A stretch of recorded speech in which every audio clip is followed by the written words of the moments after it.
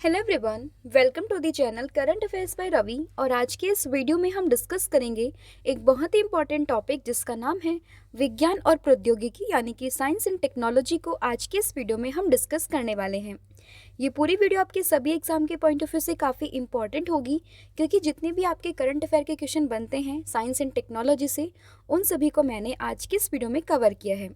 तो बिना देरी करे शुरू कर लेते हैं वीडियो को। और आज की हमारी वीडियो का पहला क्वेश्चन है, अप्रैल 2024 में टाटा ने भारत का पहला निजी पृथ्वी अवलोकन उपग्रह लॉन्च किया है। इसका नाम क्या है? तो देखिए, अभी जो है भारत में टाटा कंपनी ने भारत का पहला निजी पृथ्वी अवलोकन यानी कि एक प्राइवेट अर्थ ऑब्जर्वेटरी उपग्रह इसको लॉन्च किया। तो आपसे पूछा गया है कि इसका नाम क्या है। तो इसका नाम है TSAT-1A, that is option number जो डी है वो आप इसमें ध्यान रखेंगे। देखिए, भारत का पहला है और किस कंपनी ने बनाया? तो ये बना है टाटा के द्वारा। इसलिए काफ़ी इंपॉर्टेंट हो जाता है क्योंकि कोई भी चीज़ अगर पहली बार भारत में होती है तो डेफिनेटली वो आपके सभी एग्जाम के पॉइंट ऑफ व्यू से इंपॉर्टेंट हो जाती है। तो इसका नाम आपको ध्यान रखना है, ये है TSAT-1A जो कि लॉन्च किया है किसने? टाटा ने। तो देखिए, TSAT-1A उपग्रह को 7 अप्रैल 2024 को कैनेडी स्पेस सेंटर जो कि कहाँ पर है? फ्लोरिडा USA में है, यहाँ से लॉन्च किया गया और इसे स्पेस एक्स फाल्कन 9 रॉकेट के द्वारा प्रक्षेपित किया गया था। आज तक केवल ऐसा ही हुआ है कि भारत सरकार के स्वामित्व वाली जो कंपनी है या फिर आप कहें कि जो संगठन है इसरो, वही जो है उपग्रह का निर्माण और उसको लॉन्च करता था। लेकिन ये पहली बार हुआ है जब किसी प्राइवेट कंपनी ने एक सैटेलाइट को बनाकर उसको लॉन्च किया है। तो आपको ध्यान रखना है, नाम है इसका TSAT-1A। किसके द्वारा हुआ है? तो ये हुआ है टाटा कंपनी के द्वारा। तो ये आप इसमें ध्यान रखेंगे। अगला क्वेश्चन है, अप्रैल 2024 में इसरो के किस मिशन ने अंतरिक्ष अन्वेषण के लिए जॉन एल जैक स्विगर्ट जूनियर पुरस्कार 2024 जीता है? तो देखिए, इसरो अभी 2023 में 2024 में काफ़ी न्यूज़ में है क्योंकि कई सारे मिशन इसने लॉन्च किए हैं जो अपने आप में काफ़ी ऐतिहासिक हैं। तो उन मिशन के लिए जो है इसरो को काफ़ी सारे पुरस्कार भी दिए जा रहे हैं। जैसे कि अभी मैंने आपसे पूछा कि जॉन एल जैक स्विगर्ट जूनियर पुरस्कार ये दिया गया है इसरो को, लेकिन यहाँ पर आपसे पूछा है कि किस मिशन के लिए दिया गया है। तो ध्यान रखिएगा, ये मिला है चंद्रयान 3 मिशन के लिए, दैट इज़ ऑप्शन नंबर जो बी है वो आप इसमें ध्यान रखेंगे कि चंद्रयान 3 मिशन के लिए इसरो को ये पुरस्कार यहाँ पर दिया गया है। अब किसके द्वारा दिया गया है? तो ये दिया गया है अमेरिका के स्पेस फाउंडेशन के द्वारा इस पुरस्कार को यहाँ पर दिया गया है। अगर हम जाने चंद्रयान 3 मिशन के बारे में तो उसको लॉन्च किया था 14 जुलाई 2023 को। कौन से रॉकेट से लॉन्च किया था? तो ये हुआ था LVM-3M4 से। और ये कब लैंड हुआ था मून पर? तो ये लैंड हुआ था 23 अगस्त 2023 को और इसी दिन को हम मनाते हैं as a national space day. तो ये आप इसमें ध्यान रखेंगे। जहाँ पर ये लैंड हुआ इस पॉइंट को नाम दिया गया है शिव शक्ति, ये आपको ध्यान रखना है। और इसमें जो रोवर और लैंडर यूज़ हुआ है उसके नाम आप मुझे कमेंट सेक्शन में बताओगे। ये है आपका होमवर्क क्वेश्चन, आपको बताना है कि जो इसमें रोवर और यहाँ पर जो लैंडर यूज़ हुआ है उनका नाम क्या था। तो इसका आंसर आप मुझे कमेंट सेक्शन में दोगे। और इसी के साथ आपको बताना है कि जो ये लैंड हुआ है शिव शक्ति, ये तो वो पॉइंट है जहाँ पर चंद्रयान 3 लैंड हुआ है। तो यहीं पर अभी जो है चंद्रयान जो सेकेंड था उसकी जो क्रैश लैंडिंग हुई थी उस पॉइंट को भी एक नाम दिया गया है, उसका नाम भी आप मुझे कमेंट करके बताओगे। अगला क्वेश्चन है आपका, जनवरी 2024 में चंद्रमा की सतह पर सफलतापूर्वक सॉफ्ट लैंडिंग करने वाला दुनिया का 5वां देश कौन सा बना है? तो देखिए, दुनिया का 5वां देश जिसने चंद्रमा की सतह पर सफलतापूर्वक सॉफ्ट लैंडिंग की है तो ये बना है Japan, that is option number जो डी है वो आप इसमें ध्यान रखेंगे।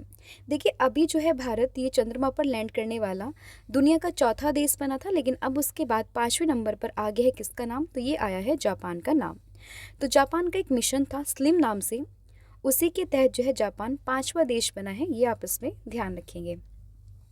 तो देखिए, जापान के smart lander for investigating moon mission जिसको शॉर्ट में कहा गया slim, that is smart lander for investigation moon mission ने चांद की सतह पर सफलतापूर्वक लैंडिंग की है और इसी के साथ पर जो जापान है वो चंद्रमा की सतह पर लैंड करने वाला 5वां देश बन गया है।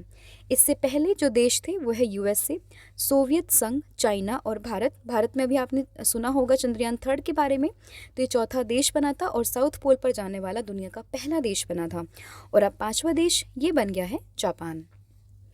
अगला क्वेश्चन है, किस विश्वविद्यालय में उत्तर भारत का पहला मानव DNA बैंक ये बनाया जा रहा है? तो देखिए अगर हम बात करें मानव डीएनए बैंक, डीएनए यानी कि डीऑक्सीराइबो न्यूक्लिक एसिड, तो ये उत्तर भारत का पहला है। तो आपको ध्यान रखना है कहाँ पर बन रहा है, तो ये बन रहा है बनारस हिंदू विश्वविद्यालय, दैट इज़ BHU में। तो ये कहाँ पर है, उत्तर प्रदेश में। आपको ध्यान रखना उत्तर प्रदेश के वाराणसी में आपको देखने के लिए मिलेगा बनारस हिंदू विश्वविद्यालय, जहाँ पर उत्तर भारत का पहला मानव डीएनए बैंक ये बनने जा रहा है। तो ऑप्शन नंबर बी आप इसमें ध्यान रखेंगे। तो देखिए बनारस हिंदू विश्वविद्यालय के जो जंतु विज्ञान विभाग के ज्ञानेश्वर लैब में 30 जनवरी 2024 को ऑटोमेटेड डीएनए एक्सट्रैकर मशीन लगाई गई और इसके उद्देश्य क्या है, इसका उद्देश्य है विभिन्न जातियों जनजातियों के करीब 50,000 नमूने एकत्र करना। अगर हम बात करें BHU की, तो ये स्थापित हुआ था 1916 में। कहाँ पर, वाराणसी उत्तर प्रदेश में। किसके द्वारा, मदन मोहन मालवीय जी के द्वारा इसकी स्थापना की गई थी। तो ये भी आप इसमें ध्यान रखेंगे। स्टैटिक का क्वेश्चन बन जाता है कि BHU की स्थापना कब हुई, 1916 में। कहाँ पर है ये, वाराणसी उत्तर प्रदेश में। और किसने इसको स्थापित किया, तो ये क्या था, मदन मोहन मालवीय जी ने। अगला क्वेश्चन है, गगनयान अंतरिक्ष उड़ान मिशन के दौरान अंतरिक्ष यात्रियों की सहायता के लिए विक्रम साराभाई अंतरिक्ष केंद्र के द्वारा कौन सा ऐप विकसित किया गया। तो देखिए अभी जो है गगनयान एक मिशन है जो कि प्रस्तावित है, जहाँ के लिए जो है 4 एस्ट्रोनॉट को ऑलरेडी यहाँ पर नाम दे दिया गया है कि कौन कौन इस मिशन में शामिल होंगे। लेकिन अब इनकी सेफ्टी के लिए या फिर आप कहें कि इनकी सहायता के लिए विक्रम साराभाई स्पेस सेंटर ने एक ऐप को विकसित किया और आपसे पूछा गया कि उस ऐप का क्या नाम है। तो इस ऐप का नाम आपको ध्यान रखना है, ये है यहाँ पर सखी app, that is option number जो सी है वो आप इसमें ध्यान रखेंगे। अब यहाँ पर सखी की फुल फॉर्म है, और सखी की फुल फॉर्म क्या है, तो ये है space borne assistant and knowledge hub for crew interaction. और इसके उद्देश्य की बात करें तो इसका उद्देश्य है सखी अंतरिक्ष यात्रियों को तकनीकी दस्तावेजों और प्रशिक्षण मैनुअल तक डिजिटल पहुंच प्रदान करता है, जिससे बोझिल मैनुअल दस्तावेजीकरण की आवश्यकता समाप्त हो जाती है। देखिए अभी तक क्या होता था कि जब भी कोई पर्सन या फिर कोई एस्ट्रोनॉट स्पेस में जाते थे या डिफरेंट मिशंस के लिए जो भी पर्सन जाते थे, तो वो अपने साथ में एक मैनुअल लेके रखते थे जिसमें कि पूरा उनका गाइडेंस था कि कैसे उन्हें ट्रैवल करना है, कैसे जानना है। लेकिन अब एक ऐसा ऐप उन्होंने विकसित किया है जिसकी वजह से जो मैनुअल वगैरह की जो चीज़ें हैं वो अब डिजिटल हो जाएगी। अब कोई भी ऐसे फिजिकल फॉर्म में मैनुअल लेने की ज़रूरत नहीं पड़ेगी। अब मैंने जैसे आपको बताया कि 4 जो अंतरिक्ष यात्री थे उनके नाम भी घोषित कर दिए गए थे कि कौन गगनयान मिशन पर जाएंगे। उनके नाम आप ध्यान रख सकते हैं, जो कि है ग्रुप कैप्टन प्रशांत बालकृष्णन नायर, एक है अंगद प्रताप, फिर है अजीत कृष्णन और एक है आपके विंग कमांडर शुभांशु शुक्ला। तो ये नाम भी आपको इसमें ध्यान रखने हैं। फिर चंद्रयान 3 लैंडिंग साइट को अंतर्राष्ट्रीय खगोलीय संघ ने मान्यता दे दी है। इसका नाम क्या रखा गया था, तो जैसे कि मैंने आपको अभी स्टार्टिंग के क्वेश्चंस में बताया कि उस पॉइंट का नाम रखा गया था Shiv Shakti, that is option number जो बी है आप इसमें ध्यान रखेंगे। देखिए ये तो सबको पता ही होगा, अगर किसी ने चंद्रयान 3 के बारे में अच्छे से पढ़ा होगा कि इस पॉइंट को नाम दिया गया है शिव शक्ति, जहाँ पर चंद्रयान 3 जो है वो लैंड किया था। अब ये भी आपसे पूछ सकते हैं कि इस साइट को किसने नाम दिया, तो आप ध्यान रखेंगे ये नाम दिया है किसने, अंतर्राष्ट्रीय खगोलीय संघ ने। तो ये इसलिए इम्पॉर्टेंट हो जाता है, तो ये आप इसमें ध्यान रखेंगे। तो देखिए प्रधानमंत्री जी ने 26 अगस्त 2023 को चंद्रयान 3 लैंडिंग साइट को शिव शक्ति नाम दिया था। अगर चंद्रयान 3 के बारे में हम जानें तो इस मिशन को लॉन्च किया है 14 जुलाई 2023 को। रॉकेट इसमें इस्तेमाल हुआ था LVM-3M4। कहाँ से लॉन्च किया गया था, तो श्रीहरिकोटा से लॉन्च किया। कौन से केंद्र से, तो ये था आपका सतीश धवन अंतरिक्ष केंद्र। लैंडर का नाम है इसमें विक्रम और रोवर का नाम इसमें था प्रज्ञान। जैसे कि मैंने आपको पहले क्वेश्चन में पूछा था, लेकिन अब मैंने आपको बता दिया। लैंडर का नाम आपको ध्यान रखना है विक्रम। विक्रम जो ये विक्रम साराभाई थे उन्हीं के नाम पर ये रखा गया था, और रोवर का नाम था यहाँ पे प्रज्ञान। फिर है किस देश ने चंद्र मिशनों का समर्थन करने के लिए क्यूशुकोय 2 रिले उपग्रह लॉन्च किया है, तो ये लॉन्च किया है किसने, नाम से ही पता चल रहा है ये जो क्यूशुकोय नाम है ये किसका नाम हो सकता है। मोस्ट प्रोबेबल आप यहाँ पर टिक लगाओगे क्या, चाइना। तो ऑप्शन नंबर जो बी है वो आप इसमें ध्यान रखेंगे कि जो ये रिले उपग्रह है क्यूकोयाओ के नाम से ये लॉन्च किया किसने, चाइना ने। तो देखिए चीन के राष्ट्रीय अंतरिक्ष प्रसारण ने मार्च 2024 को चंद्रमा के दक्षिणी से संचार का समर्थन करने के लिए चंद्रमा के चारों ओर एक अंडाकार जमे हुए कक्षा में इस उपग्रह को लॉन्च किया। और इसमें अगर हम बात करें तो ये उपग्रह चंद्रमा की सतह पर जो चांग-ई 6 है, चांग-ई 7 और चांग-ई 8 मिशनों के संचालन का समर्थन करेगा। फिर है भारतीय सेना ने एक नए अधिग्रहित AH-64E अपाचे लड़ाकू हेलीकॉप्टरों को संचालित करने के लिए अपना पहला स्क्वाड्रन 451 एविएशन स्क्वाड्रन कहाँ बनाया है?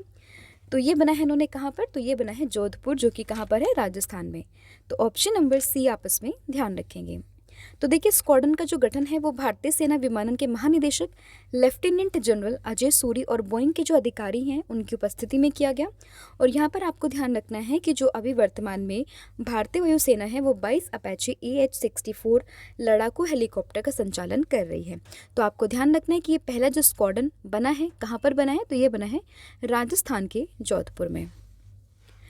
फिर है मार्च 2024 में भारतीय अंतरिक्ष अनुसंधान संगठन यानी कि जो इसरो है उसने रियूजेबल लॉन्च व्हीकल के लैंडिंग मिशन की सफलतापूर्वक टेस्टिंग की है। और इसे क्या नाम दिया गया है? तो इसको नाम दिया गया है यहाँ पर Pushpak. That is option number जो ए है वो आप इसमें ध्यान रखेंगे। तो देखिए, भारतीय अंतरिक्ष अनुसंधान संगठन दैट इज़ यहाँ पर बात हो रही है किसकी? इसरो की।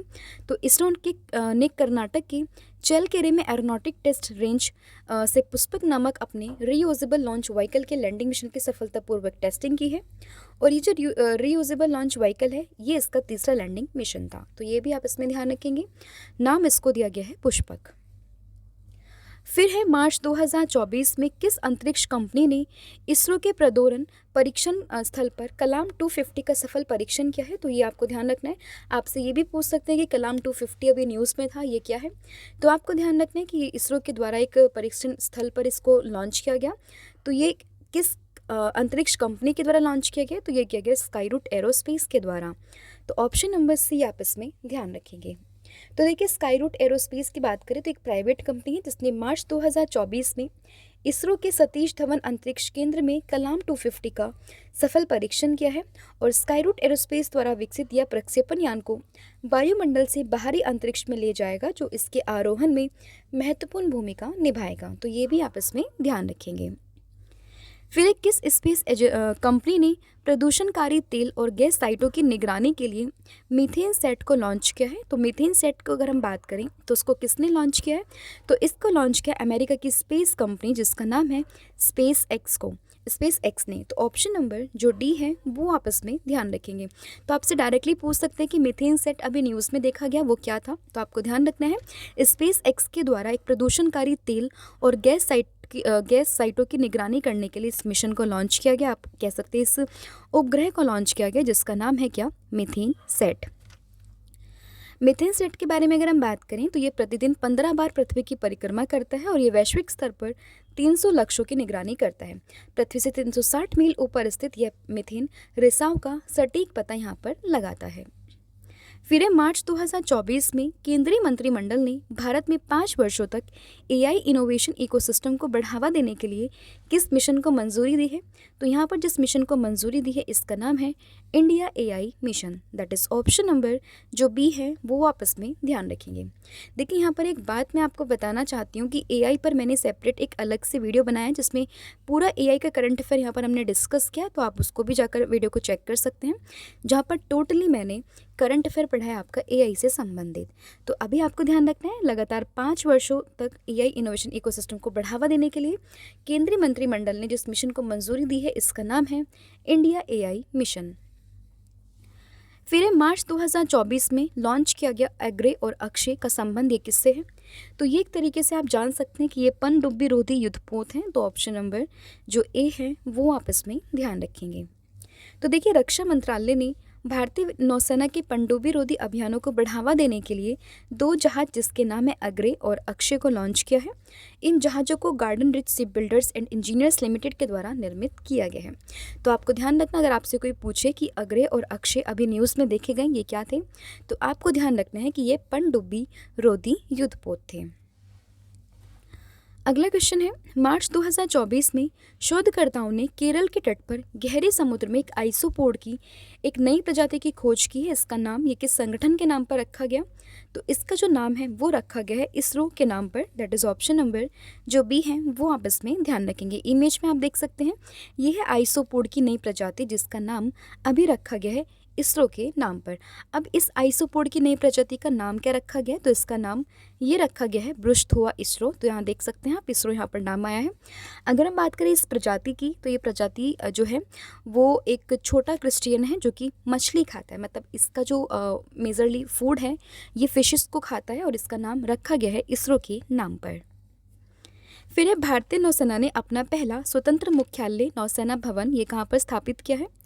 तो ये स्थापित किया है भारत की राजधानी नई दिल्ली में। That is option number A. आपस में ध्यान रखेंगे। इसका उद्घाटन की अगर हम बात करें तो इसका उद्घाटन ये क्या है, हमारे देश के वर्तमान रक्षा मंत्री राजनाथ सिंह ने इसका उद्घाटन किया है। और राष्ट्रव्यापी प्रतियोगिताओं के माध्यम से चुनी गई इस इमारत में 4 मंजिलों में 3 पंख हैं जिसकी दक्षता और स्थिरता के लिए नवीन तकनीकों को शामिल किया गया है।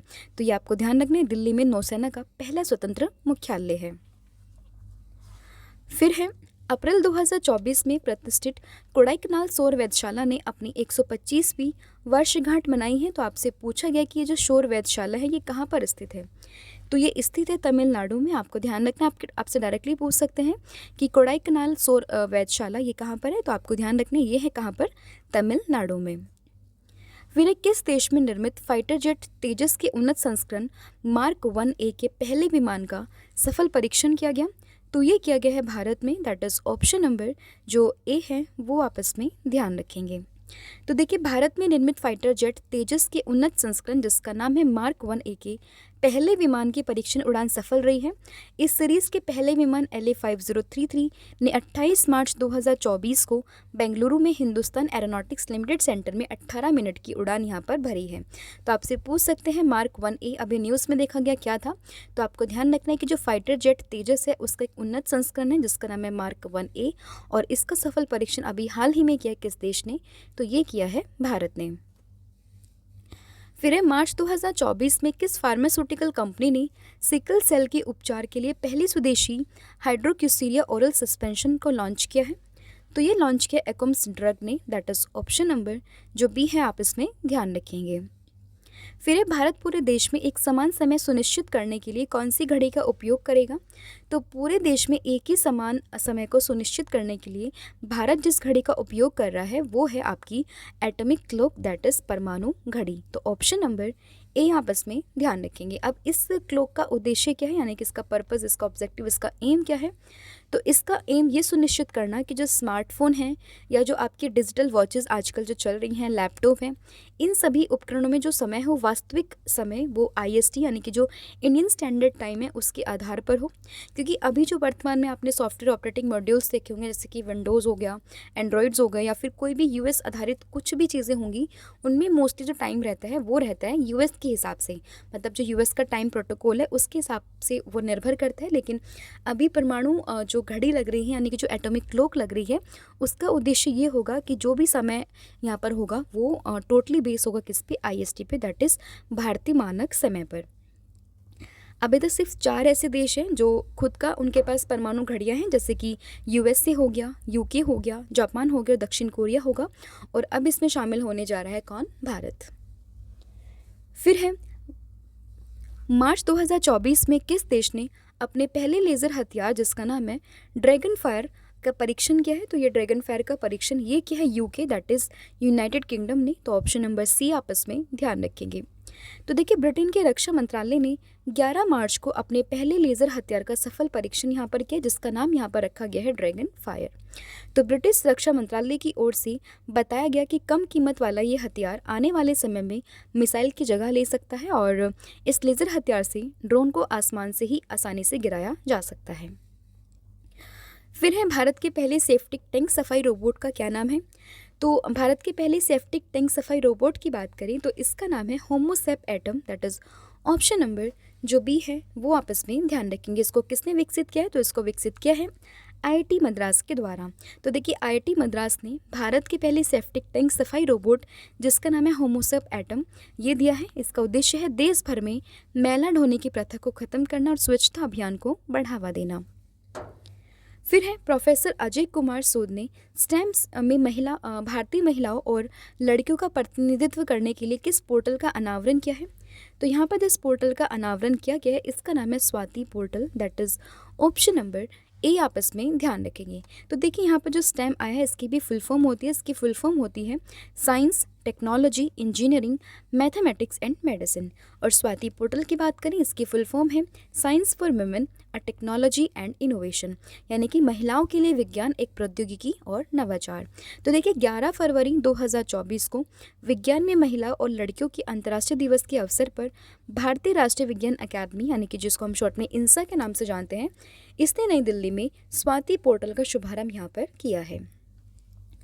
फिर एक के पीपी नामबियार पुरस्कार 2024 से किसे सम्मानित किया गया है? तो ये सम्मानित किया गया है इसरो के वर्तमान अध्यक्ष जिनका नाम है एस सोमनाथ को, that is option number A आप इसमें ध्यान रखेंगे। तो देखिए एस सोमनाथ को जो वर्तमान में इसरो के अध्यक्ष हैं, उन्हें ही केपीपी नामबियार पुरस्कार 2024 से सम्मानित किया गया है।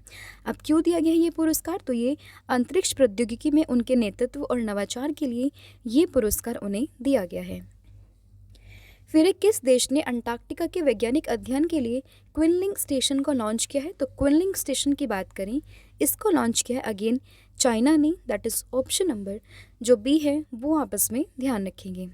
तो देखिए रोज सागर में इन एक्सप्रेसिबल आइलैंड पर स्थित है। क्विनलिंग स्टेशन की बात करें तो अंटार्कटिका में चीन का 5वां अनुसंधान स्टेशन है, जिसका उद्देश्य है जैविक समुद्री विज्ञान, ग्लेशियोलॉजी, समुद्री पारिस्थितिकी और अन्य वैज्ञानिक विषयों को शामिल करते हुए विविध अनुसंधान गतिविधियों का संचालन करना। फिर महासागरों और वायुमंडल का अध्ययन करने के लिए पेस मिशन को किसने लॉन्च किया है? तो पेस मिशन को यहाँ पर लॉन्च किया अमेरिका की स्पेस एजेंसी नासा ने, that is option number C आप इसमें ध्यान रखेंगे। पेस मिशन की बात करें तो पेस की फुल फॉर्म होती है plankton, aerosol, cloud, ocean ecosystem. तो ये आप इसमें ध्यान रखेंगे, जिसका उद्देश्य है महासागरों का विशाल विस्तार और पृथ्वी के वायुमंडल को समझना और जलवायु परिवर्तन को समझने और उससे लड़ने के लिए महत्वपूर्ण रहस्यों की खोज करना। यहाँ पर पेस की फुल फॉर्म मैं आपको ऑलरेडी बता चुकी हूँ, जो कि है प्लैंकटन, फिर ए से है एरोसोल, सी से है आपका क्लाउड और ई से है आपका ओशन इको सिस्टम। यहाँ पर बात आई है नासा की, तो नासा के बारे में अगर हम समझें, जिसकी स्थापना ये हुई थी 29 जुलाई 1958 में। मुख्यालय इसका वॉशिंगटन डीसी यूएसए में है और इसके जो अध्यक्ष है वर्तमान में, उनका नाम है बिल नेल्सन। फिर एक किस राज्य या फिर यूटी में भारत के पहले फ्यूचर लैब सेंटर का उद्घाटन किया गया है? तो ये हुआ है आपका कहाँ पर? त्रिवनंतपुरम केरला में, दैट इज ऑप्शन नंबर जो बी है वो आप इसमें ध्यान रखेंगे। तो देखिए 13 मार्च को केंद्रीय मंत्री जिनका नाम है राजीव चंद्रशेखर ने सीडेक त्रिवंतपुरम में भारत के पहले फ्यूचर लैब्स केंद्र का उद्घाटन किया है और इसे नाम दिया गया है क्या? Centre for semiconductors, chips and system for strategic electronics, ये इसका नाम यहाँ पर दिया गया है। फिर फरवरी 2024 में अंतरिक्ष में सर्वाधिक समय बिताने का रिकॉर्ड ये किसने बनाया है? तो अंतरिक्ष में सबसे ज़्यादा समय बिताने का रिकॉर्ड ये अभी किसने बनाया है? इनका नाम है ओलेग कोनोनेंको, ऑप्शन नंबर जो डी है वो आप इसमें ध्यान रखेंगे। तो एक रशियन एस्ट्रोनॉट है या फिर आपके रशियन अंतरिक्ष यात्री हैं जिनका नाम है ओलेग कोनोनेंको। इन्होंने अंतरिक्ष में 8 दिन या आप कहें लगभग 2.5 साल से अधिक समय बिताने का विश्व रिकॉर्ड यहाँ पर बनाया है। देखिए जब भी कोई रिकॉर्ड बनता है तो अपने एग्ज़ाम से पहले उस क्वेश्चन को आपको वेरीफाई करना पड़ता है, क्योंकि क्या पता जब आपका एग्ज़ाम हो रहा हो या फिर जब भी आप एग्ज़ाम दे रहे हो उस टाइम पे ये रिकॉर्ड किसी ने तोड़ दिया हो।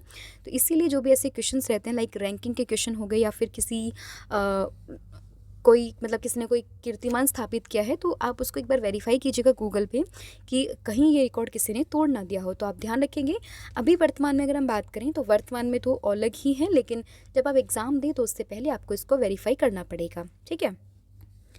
फिर चंद्रमा पर पहुंचने वाली दुनिया की पहली निजी कंपनी यानी कि प्राइवेट कंपनी कौन सी बनी है? तो ये बनी है आपकी intuitive machines, that is option number B आपस में ध्यान रखेंगे। जैसे स्पेस क्राफ्ट को ये लेकर गई है उसका नाम है ऑडियसिस, तो ये भी आपको ध्यान रखना है। और लैंडर को चांद के दक्षिणी ध्रुव की तरफ यहाँ पर उतारा गया है। इंट्यूटिव मशीन की बात करें तो एक अमेरिकी अंतरिक्ष अन्वेषण कंपनी है जिसका मुख्यालय आपको देखने के लिए मिलेगा ह्यूस्टन टेक्सास में। फिर महिला वैज्ञानिकों और संकाय सदस्यों के लिए किसने C research network in India, that is शेरनी को लॉन्च किया है? तो ये लॉन्च किया है किसने? ये लॉन्च किया विश्वविद्यालय अनुदान आयोग, that is university grant commission, जिसको हम शॉर्ट में कहते हैं यूजीसी। तो ऑप्शन नंबर जो ए है वो आपस में ध्यान रखेंगे। अगर हम बात करें शेरनी, जिसकी फुल फॉर्म है सी रिसर्च नेटवर्क इन इंडिया, इसका उद्देश्य है महिलाओं संकाय सदस्यों के लिए एक राष्ट्रीय स्तर का विशेषज्ञ का निर्माण करना, और इससे विभिन्न क्षेत्रों में दूसरे वैज्ञानिकों एवं संकाय सदस्यों को जोड़ा जाएगा, जिससे वे उनके काम करने, रिसर्च के अनुभवों को आदान प्रदान कर सकें। अगला क्वेश्चन है आपका, दुनिया का पहला लकड़ी का सैटेलाइट जिसका नाम है लिग्नोसेट प्रोब, ये किसने लॉन्च किया है? तो लिग्नोसेट प्रोब को जो लॉन्च किया है वो क्या है, किसने? नासा और जाक्सा, इन दोनों ने मिलकर, दैट इज ऑप्शन नंबर जो डी है वो आपस में ध्यान रखेंगे। इस अभिनव पहल का उद्देश्य स्थिरता को प्राथमिकता देकर अंतरिक्ष उड़ान संचालन में क्रांति को लाना है। नासा के बारे में ऑलरेडी मैं आपको बता चुकी हूँ, जिसकी स्थापना हुई थी 1958 में, मुख्यालय वॉशिंगटन डीसी में है और अध्यक्ष हैं इसके बिल नेल्सन। लेकिन जाक्सा की अगर हम बात करें तो जापान की कंपनी है, जिसकी फुल फॉर्म है जापान एरोस्पेस एक्सप्लोरेशन एजेंसी, जिसकी स्थापना हुई थी 2003 में। मुख्यालय इसका आपको देखने के लिए मिलेगा टोक्यो जापान में, और इसके जो अध्यक्ष हैं वो हैं हिरोशी यामाकावा। फिर है उस महिला रोबोट अंतरिक्ष यात्री का नाम क्या है जो गगनयान मिशन 2024 से पहले अंतरिक्ष में उड़ान भरेगी? तो इनका नाम रखा गया है यहाँ पर व्योम मित्र, ऑप्शन नंबर सी आपस में ध्यान रखेंगे। तो देखिए आपसे डायरेक्टली भी पूछ सकते हैं कि व्योम मित्र अभी न्यूज़ में देखा गया तो ये क्या था, तो आपको ध्यान रखना है कि एक रोबोट है जो कि महिला रोबोट है बेसिकली, जो कि एक अंतरिक्ष यात्री के रूप में है, जो कि गगनयान 2024 से पहले अंतरिक्ष में उड़ान भरेगी। मतलब जब हम मेन अपने एस्ट्रोनॉट्स को भेजेंगे गगनयान मिशन के तहत, उससे पहले जो उड़ान भरेगी तो ये कौन होगी? ये होंगी आपकी महिला रोबोट, जिसका नाम रखा गया है व्योम मित्र। फिर है भारतीय सेना के लिए मोबाइल ब्रिज सिस्टम, जिसका नाम है सर्वत्र, इसको किसने लॉन्च किया? तो इसको लॉन्च किया है डीआरडीओ ने, दैट इज ऑप्शन नंबर जो ए है वो आपस में ध्यान रखेंगे। तो देखिए सर्वत्र की बात करें तो एक multi spin mobile brazing system है, जिसे रक्षा मंत्रालय के तहत डीआरडीओ के आयुध और लड़ाकू इंजीनियरिंग सिस्टम के द्वारा डिज़ाइन और विकसित किया गया है, जिसका उद्देश्य है सर्वत्र प्राकृतिक आपदाओं के दौरान दो क्षेत्रों के बीच में मजबूत कनेक्टिविटी सुनिश्चित करने और बहती पानी पर पुल बनाने में सेना की सहायता करना। फिर किस राज्य सरकार ने 5 से लेकर 15 फरवरी 2024 तक फाइलेरिया रोगों के उन्मूलन के लिए वार्षिक मास ड्रग एडमिनिस्ट्रेशन अभियान को शुरू किया है? तो ये शुरू किया है किसने? ये शुरू किया है भारत के राज्य, जिसका नाम है उत्तर प्रदेश ने, that is option number C आपस में ध्यान रखेंगे। तो देखिए फाइलेरिया उन्मूलन मिशन के तहत उत्तर प्रदेश राज्य के 17 जिलों में यह अभियान चलाया जाएगा, और केंद्र सरकार का लक्ष्य साल 2027 तक देश से फाइलेरिया को खत्म करने का है, और उसका उद्देश्य है कुशल स्वास्थ्य कार्यकर्ता घर घर जाकर 2 साल से कम उम्र के बच्चों और गर्भवती महिलाओं और गंभीर बीमारी से जूझ रहे लोगों को छोड़कर पूरी आबादी को फाइलेरिया की रोकथाम के लिए दवा यहाँ पर खिलाएंगे।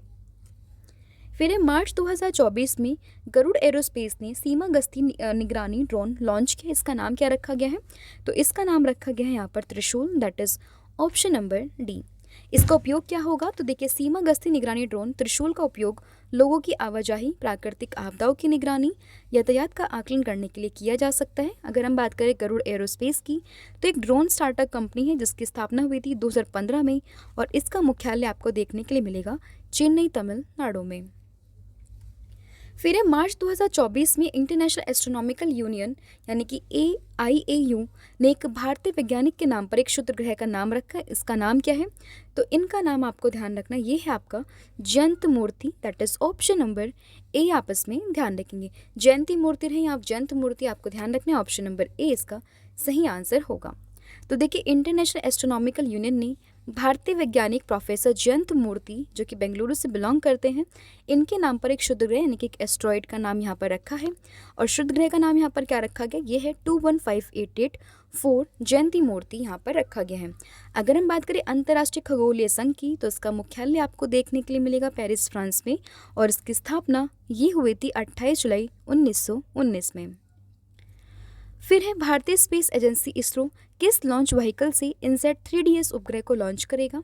तो इसने लॉन्च किया है किसके थ्रू? ये किया है GSLV F-14 के through, that is option number A आपस में ध्यान रखेंगे। अगर हम बात करें इनसैट 3DS की, तो इसकी फुल फॉर्म है Indian national satellite system, INSAT की आपको ध्यान रखना है, जिसका उद्देश्य है मौसम पूर्वानुमान और आपदा प्रबंधन में सुधार करना। फिर है स्वदेशी रॉकेट बनाने वाली भारत की दूसरी निजी कंपनी कौन सी बन गई है? तो ये बन गई है Agnikul Cosmos, that is option number जो बी है वो आप इसमें ध्यान रखेंगे। तो देखिए, अगर हम बात करें अग्निकुल कॉस्मोस प्राइवेट लिमिटेड, ये अपना पहला प्राइवेट रॉकेट लॉन्च करने वाली दूसरी भारतीय प्राइवेट कंपनी बन गई है और इस रॉकेट का नाम यहाँ पर रखा गया है अग्निबाण। इससे पहले जो भारत की पहली निजी कंपनी थी ये थी आपकी हैदराबाद की स्काई रूट एरोस्पेस। फिर देश का पहला सेमीकंडक्टर फैब्रिकेशन प्लांट किस राज्य में स्थापित किया जाएगा? तो ये किया जाएगा कहाँ पर? गुजरात के ढोलेरा में, that is option number C आप इसमें ध्यान रखेंगे। इस प्लांट की कुल लागत की अगर हम बात करें तो इसमें लगे हैं कुल 91,000 करोड़ रुपए। यह 20,000 से अधिक प्रत्यक्ष और अप्रत्यक्ष कुशल नौकरियां पैदा करेगा और इस फैब का निर्माण टाटा इलेक्ट्रॉनिक्स व ताइवान की company power chip semiconductor manufacturing corporation की साझेदारी से किया गया है। अगला क्वेश्चन है, किस संगठन ने very short range air defence system, जिसको शॉर्ट में यहाँ पर नाम दिया गया है, इसका सफलतापूर्वक परीक्षण किया है? तो इसका सफलतापूर्वक परीक्षण ये किया गया है DRDO, that is defence research and development organisation, that is option number जो ए है आप इसमें ध्यान रखेंगे। तो देखिए, very short range air defence system का परीक्षण ज़मीन पर स्थित पोर्टेबल लॉन्चर से किया गया है। इसका उद्देश्य विभिन्न अवरोधन परिदृश्यों के तहत उच्च गति वाले मानव रहित हवाई लक्ष्यों को रोकना है। फिर मार्च 2024 में बंगाल की खाड़ी में खोजी गई हेड शील्ड समुद्री स्लग की नई प्रजाति का नाम ये किसके नाम पर रखा गया? तो ये रखा गया है भारत की राष्ट्रपति द्रौपदी मुर्मू के नाम पर। तो ऑप्शन नंबर जो डी है वो आप इसमें ध्यान रखेंगे कि जो बंगाल की खाड़ी में खोजी गई प्रजाति है हेड शील्ड समुद्री स्लग, इनका नाम रखा गया है भारत की राष्ट्रपति द्रौपदी मुर्मू जी के नाम पर, that is option number D आप इस पर ध्यान रखेंगे।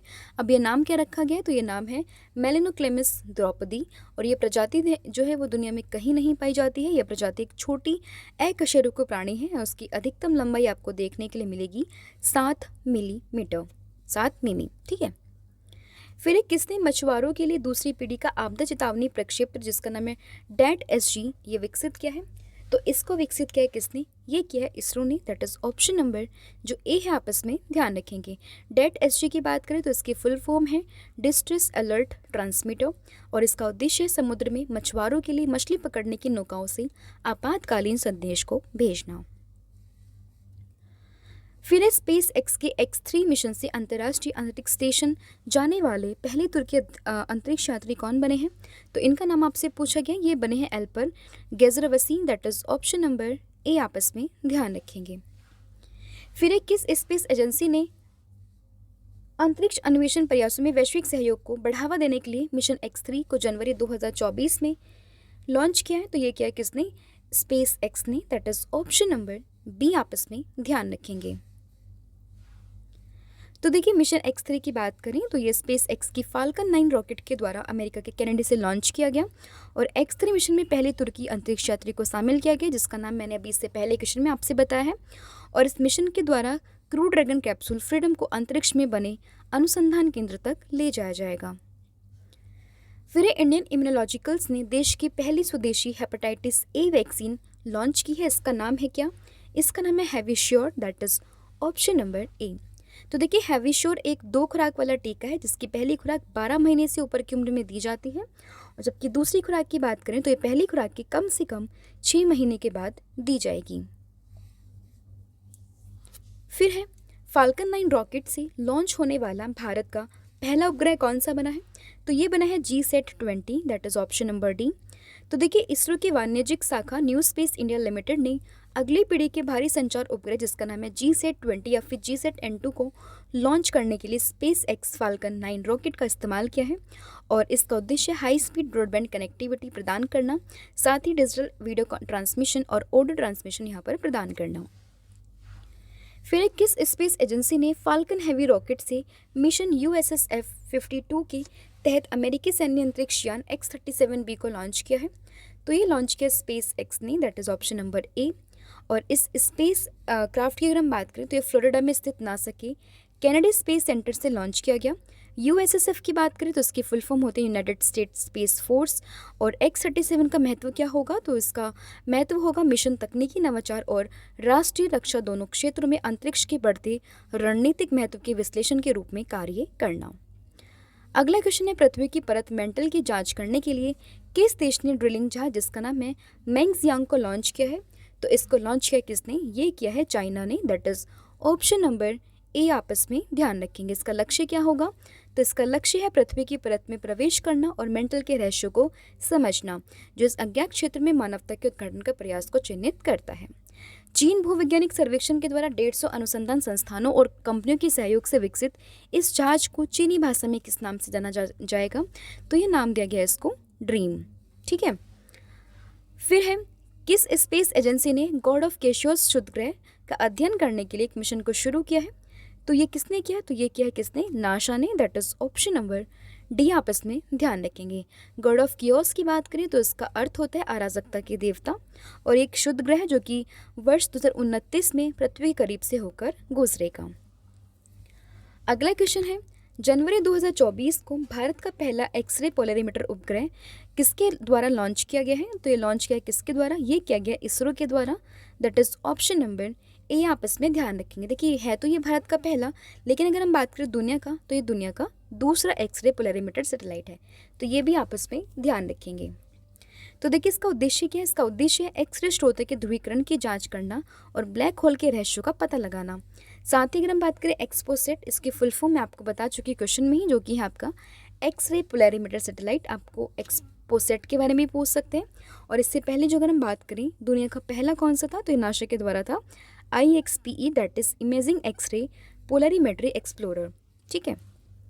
फिर किस देश ने दुनिया के सबसे बड़े प्रायोगिक परमाणु फ्यूजन रिएक्टर जिसका नाम है GT60SA का अनावरण किया है? तो इसका अनावरण ये क्या है किसने? जापान ने, that is option number D.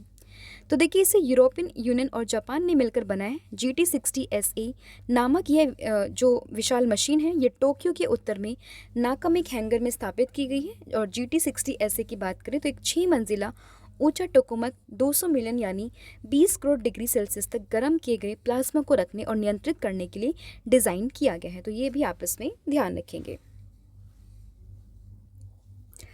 अब देखिए हमारी ये 3 PDF थी, जिसमें से 2 अभी लॉन्च हुई है, जो कि आपकी जनवरी से लेकर मार्च 2024 का पूरा करंट अफेयर का कंपाइलेशन है, जिसको आप परचेज़ कर सकते हैं। और साथ ही में आपको यहाँ पर देखने के लिए मिलेगी सेपरेटली मार्च मंथ की करंट अफेयर, इसको भी आप परचेज़ कर सकते हैं जिन स्टूडेंट ने ऑलरेडी मार्च और फरवरी की करंट अफेयर यहाँ पर परचेज़ की है।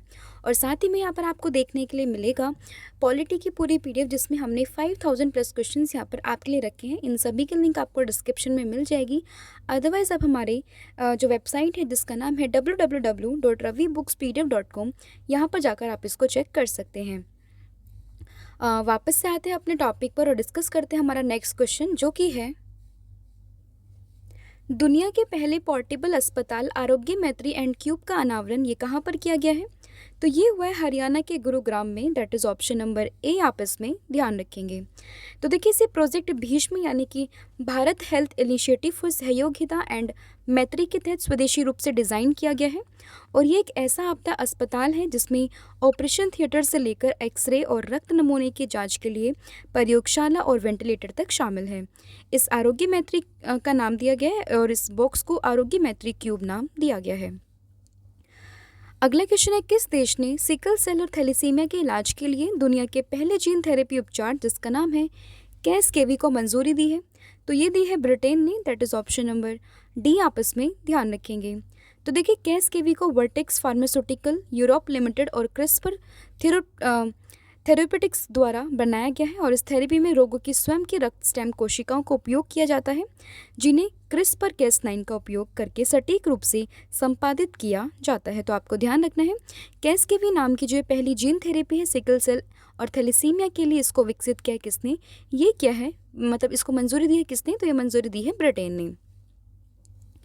फिर दुनिया की पहली चिकनगुनिया वैक्सीन जिसका नाम है इक्सचिक को किस देश ने मंजूरी दी है? तो इसको मंजूरी दी है अमेरिका ने, दैट इज़ ऑप्शन नंबर जो डी है। आपस में ध्यान रखेंगे।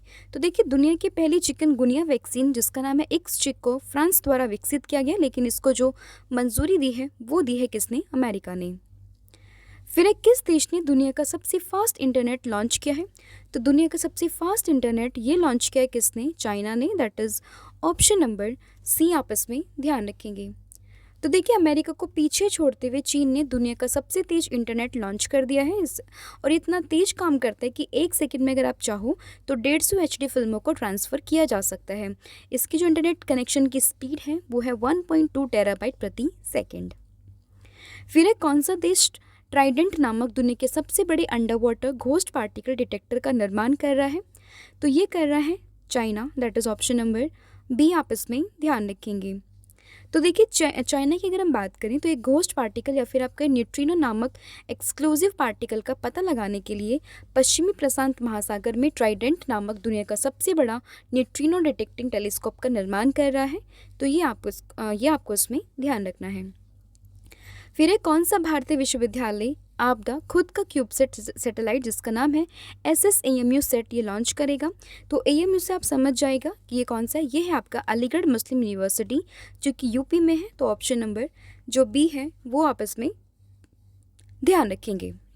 तो देखिए, इस उपग्रह का नाम अलीगढ़ मुस्लिम यूनिवर्सिटी के जो संस्थापक हैं सैयद अहमद खान के नाम पर रखा गया और इसका उद्देश्य सैटेलाइट का उपयोग कर भारत के सबसे गरीब जिलों में आर्थिक विकास का अध्ययन करना। फिर है भारत की पहली अंतर्राष्ट्रीय क्रूज लाइनर कोस्टा सेरेना ने अपनी घरेलू यात्रा जो घरेलू जल यात्रा है उसका शुभारंभ कहाँ से किया है? तो इसका शुभारंभ ये किया है कहाँ से? मुंबई से, that is option number A, आप इसमें ध्यान रखेंगे। तो देखिए, भारत की पहली international cruise liner Costa Serena का कुल भार ये है 1,14,000 टन और इसकी लंबाई ये है 290 मीटर। फिर एक किस स्पेस एजेंसी की लूसी यान ने बाइनरी एस्ट्रॉइड सिस्टम की खोज की है? तो बाइनरी एस्ट्रॉइड सिस्टम की खोज ये की है नासा जो कि अमेरिका की स्पेस एजेंसी है, that is option number D, आप इसमें ध्यान रखेंगे। अगर हम बात करें लूसी यान की तो नासा ने इस मिशन को अक्टूबर 2021 में एटलस V401 रॉकेट से लॉन्च किया था और इस मिशन के जरिए नासा के वैज्ञानिक बृहस्पति ग्रह में ट्रोजन एस्ट्रॉइड्स की खोज कर रहे हैं। तो ये भी आप इसमें ध्यान रखेंगे। फिर एक किस देश के वैज्ञानिक ने दुनिया के सबसे बड़े व्हाइट हाइड्रोजन के भंडार की खोज की है? तो व्हाइट हाइड्रोजन की बात करें इसकी खोज की है फ्रांस ने, that is option number C, आप इसमें ध्यान रखेंगे। अगला क्वेश्चन है आपका, नासा ने 20,000 वर्ष पुराने सुपरनोवा अवशेष सिग्नस लूप का अध्ययन करने के लिए किस मिशन को लॉन्च किया है? तो इसमें जिस मिशन को लॉन्च किया गया है इसका नाम है इन्फ्यूज़ मिशन। इन्फ्यूज़ इसकी फुल फॉर्म भी है जो कि मैं आपको भी आगे बताऊंगी। इसकी फुल फॉर्म होती है integral field ultraviolet spectroscope experiment. ये आप इसमें ध्यान रखेंगे कि इन्फ्यूज़ मिशन जिसकी फुल फॉर्म है integral field ultraviolet spectroscope experiment और इस मिशन को न्यू मैक्सिको में व्हाइट सैंड्स मिसाइल रेंज से लॉन्च किया गया और इस मिशन का लक्ष्य पृथ्वी से 2600 प्रकाश वर्ष दूर स्थित 20,000 वर्ष पुराने सुपरनोवा अवशेष सिग्नस लूप का अध्ययन करना है। फिर है पोलैंड की डिक्टाटोर कंपनी ने किस नाम से दुनिया का पहला AI ह्यूमनॉइड रोबोट CEO ये नियुक्त किया है? तो ये नियुक्त किया किसने? इसका नाम है मीका, that is option number C, आप इसमें ध्यान रखेंगे। अगला क्वेश्चन है आपका, अब तटीय जहाज से विद्युत चुंबकीय रेलगन लॉन्च करने वाला दुनिया का पहला देश कौन सा बन गया है? तो ये बन गया है Japan, that is option number C. तो देखिए, जापान की नौसेना ने बेहद तेज बिना आवाज़ वाली और घातक रेलगन का सफल परीक्षण किया है। ये एक परीक्षण था जिसमें दुनिया के सबसे खतरनाक हथियार को एक युद्ध पोत से चलाया गया और इस गन की मदद से किसी भी मिसाइल को गिराया जा सकता है और साथ ही युद्ध पोत को भी उड़ाया जा सकता है। फिर एक किस भारतीय प्रौद्योगिकी संस्थान के शोधकर्ताओं की टीम ने सतलुज नदी की रेत में एक दुर्लभ धातु टेंटलम की खोज की है? तो ये की है IIT रोपड़ के शोधकर्ताओं के द्वारा, that is option number A, आप इसमें ध्यान रखेंगे। अगर हम जाने टेंटलम धातु के बारे में तो एक रासायनिक तत्व है जिसका प्रतीक है Ta और इसकी परमाणु संख्या ये है 73 और इस धातु का उपयोग अगर हम बात करें तो इलेक्ट्रॉनिक्स और सेमीकंडक्टर बनाने में इसका इस्तेमाल किया जाता है। फिर इसरो ने सूर्य और सौर प्रभामंडल का निरीक्षण करने के लिए आदित्य L1 मिशन को किस रॉकेट से लॉन्च किया? तो इस रॉकेट का नाम है PSLV XL C57, that is option number D. और यहाँ पर जो PSLV होता है इसकी फुल फॉर्म होती है पोलर सैटेलाइट लॉन्च व्हीकल। तो ये भी आप इसमें ध्यान रखेंगे और इसको कहाँ पर स्थापित किया जाएगा? तो जो लैंग्राज पॉइंट होते हैं L1 यहाँ पर इसको स्थापित किया जाएगा। मिशन के प्रधान वैज्ञानिक की बात करें तो इनका नाम है डॉक्टर शंकर सुब्रमण्यम। फिर है किस देश के वैज्ञानिकों ने मलेरिया को ख़त्म करने के लिए TC1 नामक बैक्टीरिया की खोज की है? तो इस बैक्टीरिया की खोज की है स्पेन के वैज्ञानिकों ने, that is option number B, आप इसमें ध्यान रखेंगे। तो देखिए बैक्टीरिया TC1 पर्यावरण में प्राकृतिक रूप से मौजूद है और यह खोज स्पेन में GSK फार्मास्यूटिकल कंपनी और जॉन्स हॉपकिंस विश्वविद्यालय के वैज्ञानिकों के द्वारा की गई है। फिर वैज्ञानिकों के द्वारा अफ्रीकी लोगों में खोजा गया जीन वेरिएंट CHD1L किस रोग को नियंत्रित करता है? तो ये नियंत्रित करता है HIV, इसको ये नियंत्रित करता है। अगर हम जाने CHD1L की फुल फॉर्म, तो इसकी फुल फॉर्म है chromodomain helicase DNA binding protein 1 like. फिर है भारत का पहला artificial intelligence AI school Shantigiri Vidya Bhavan, ये कहाँ खुला है? तो ये खुला है तिरुवनंतपुरम, जो कि कहाँ पर है? केरला में, that is option number C, आप इसमें ध्यान रखेंगे। तो देखिए इसका उद्घाटन पूर्व राष्ट्रपति जिनका नाम है रामनाथ कोविंद ने किया था और यह school AI learning engine America और वैदिक ई स्कूल के सहयोग से शुरू हुआ है। अगर हम जाने AI स्कूल के बारे में, तो देखिए यहाँ पर भारत के पहले AI स्कूल में बच्चों को पढ़ाने में AI की मदद ली जाएगी। फिर मंगल ग्रह पर रोवर संचालित करने वाली पहली भारतीय कौन बनी है? तो ये बनी है doctor Akshata Krishnamurthy, that is option number A, आप इसमें ध्यान रखेंगे।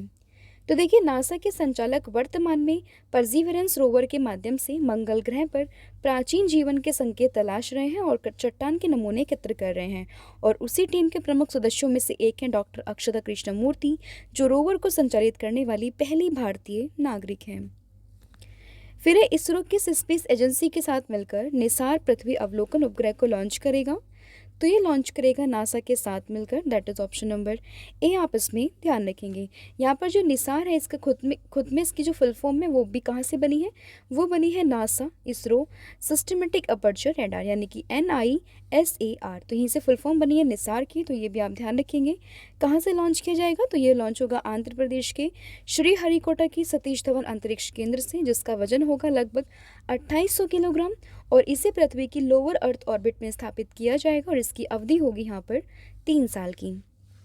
फिर दुनिया के सबसे बड़े एकल साइट सौर ऊर्जा संयंत्र अल दफ्रा का उद्घाटन किस देश में किया गया?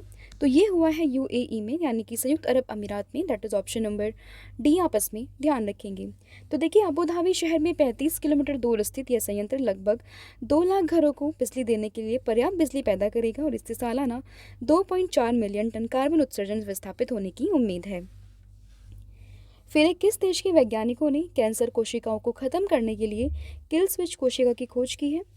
तो किल स्विच कोशिका की खोज ये की है अमेरिका ने, that is option number A, आपस में ध्यान रखेंगे। तो देखिए कैलिफोर्निया में UC Davis comprehensive cancer centre के वैज्ञानिकों ने एक किल स्विच की खोज करके एक महत्वपूर्ण सफलता हासिल की है, जो कैंसर कोशिकाओं की मृत्यु को ट्रिगर करता है। नेक्स्ट क्वेश्चन है, इंडियन इम्यूनोलॉजिकल ने भारत में बच्चों को खसरा और रुबेला से बचाने के लिए किस वैक्सीन को लॉन्च किया? तो इसका नाम है मबेला, that is option number B. तो देखिए मबेला की बात करें तो 2 खुराक वाली इंजेक्शन वाली वैक्सीन है, जहां पहली खुराक ये 9 महीने की उम्र में दी जानी है, वहीं दूसरी खुराक की बात करें तो 16 से लेकर 24 महीने की उम्र में ये दी जानी है। फिर दुनिया का पहला मीथेन से उड़ने वाला रॉकेट जिसका नाम है ज़ेंक्यू 2, ये किस देश ने लॉन्च किया? तो ज़ेंक्यू 2 जो है नाम से ही समझ में आ रहा है, ये हो सकता है चाइना, तो ऑप्शन नंबर सी, आप इसमें ध्यान रखेंगे। तो देखिए चीन की निजी कंपनी लैंडस्पेस दुनिया के पहले मीथेन लिक्विड ऑक्सीजन रॉकेट को कक्षा में सफलतापूर्वक लॉन्च किया है, तो ये आप ध्यान रखेंगे, जिसका नाम है ज़ेंक्यू 2। फिर किस स्पेस एजेंसी ने डार्क मैटर का अध्ययन करने के लिए यूक्लिड टेलीस्कोप सफलतापूर्वक प्रक्षेपित किया है? तो ये किया है किसने? यूरोप की स्पेस एजेंसी ESA ने, that is European space agency, तो ऑप्शन नंबर सी, आप इसमें ध्यान रखेंगे। तो देखिए टेलीस्कोप पृथ्वी से करीब 15 लाख किलोमीटर की दूरी पर दूसरे लैंग्राज पॉइंट L2 पर जाकर स्थापित होगा और इसके अवलोकनों से डार्क मैटर और डार्क ऊर्जा के रहस्यों को भी सुलझाने में मदद मिलेगी।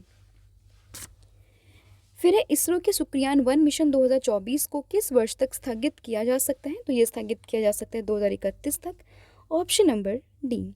तो देखिए ये डिले हो क्यों रहा है, तो देखिए शुक्र ग्रह प्रत्येक 19 माह में एक बार पृथ्वी के सबसे निकट होता है, जो मिशन के लॉन्च करने हेतु सबसे उपयुक्त समय है।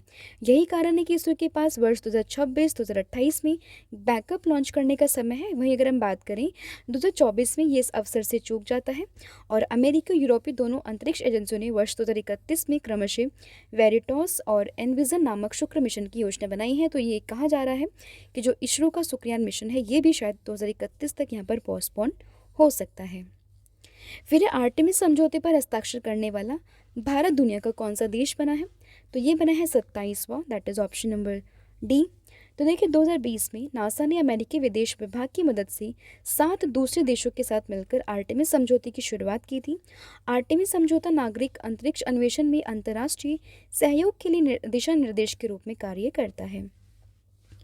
फिर एक किस स्पेस एजेंसी ने दुनिया का सबसे बड़ा वाणिज्यिक संचार उपग्रह जिसका नाम है जुपिटर 3 लॉन्च किया है, तो ये क्या अमेरिका की स्पेस एजेंसी स्पेस एक्स ने, that is option number A आपस में ध्यान रखेंगे। तो देखिए जुपिटर 3 एक अति उच्च घनत्व वाला उपग्रह है जिसे स्पेस एक्स के फाल्कन हैवी रॉकेट से लॉन्च किया गया है।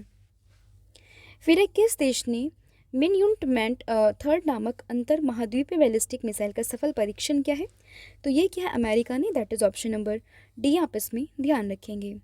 तो देखिए मिनयुटमैन का पूरा नाम एल्जियम 30G मिनयुटमैन 3 है। एल्जियम में एल का अर्थ है साइलो लॉन्च मिसाइल से है, क्योंकि ये ज़मीन में बने अंडरग्राउंड साइलो में रखी जाती है। जी का अर्थ है ग्राउंड अटैक और एम का अर्थ होता है गाइडेड मिसाइल। फिर भारत ने किस वर्ष तक पहले भारतीय को चंद्रमा पर भेजने का लक्ष्य रखा है, तो ये रखा है साल 2040 तक, that is option number D. फिर किस देश ने अपनी नई लेजर आधारित आयरन बीम मिसाइल रक्षा प्रणाली का परीक्षण किया है, तो ये किया है इजराइल ने, that is option number C. और इस प्रणाली को कम दूरी के रॉकेट, तोपखाने, मोटर बम को नष्ट करने के लिए डिज़ाइन किया गया। ये प्रणाली मानव रहित हवाई वाहनों को भी रोक सकती है, जिसकी रेंज लगभग 7 किलोमीटर तक है।